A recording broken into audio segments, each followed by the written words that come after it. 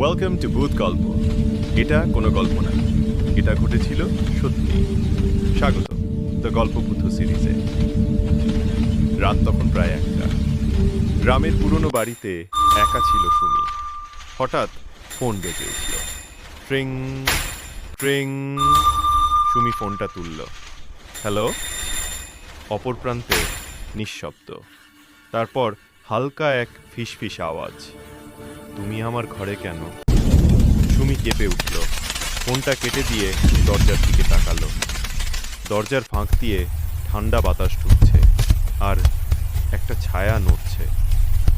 হঠাৎ ঘড়ির কাঁটা থেমে গেল। ফোনটা আবার বেজে উঠল। এবার ফোনের স্ক্রিনে লেখা, কলার আমি তোমার পেছনে। গল্পটি ভালো লাগলে চ্যানেলটি সাবস্ক্রাইব করে রাখুন।